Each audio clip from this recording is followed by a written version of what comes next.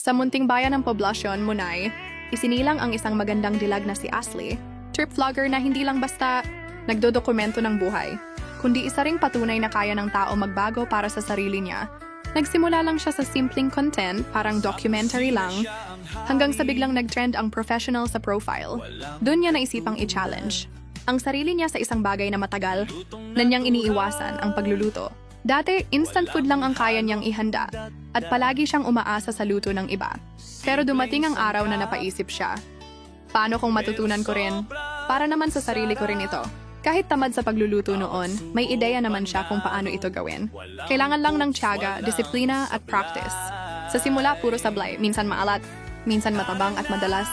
Hindi umaabot sa ekspektasyon niya, pero hindi siya sumuko.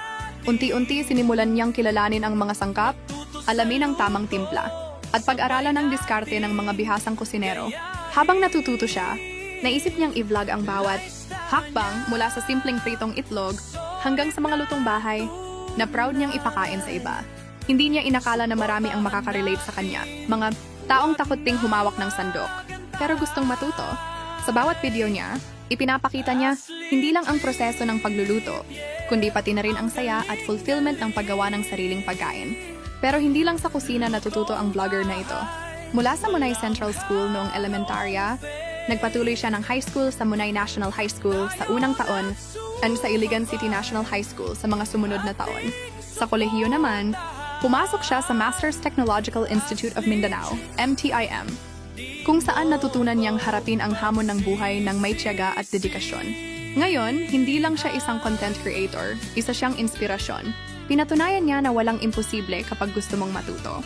And sa bawat video niya, hindi lang siya nagluluto kundi ipinapakita rin niya na ang tunay na paglago.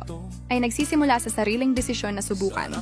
Sapagkat minsan, ang mga bagay na pinakaayaw natin, doon pala natin mahahanap ang bagong pagkakataon para sa sarili nating pag-unlad.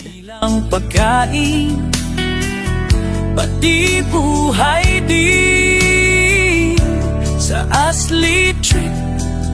Good vibes ang hatid. Oh, kahit saan, kahit kailan, lutong natural, pang world class yan. Oh, tikman mo na, di ka bibiguin. Ashley Trip, lagi nating panoorin. Ashley Trip.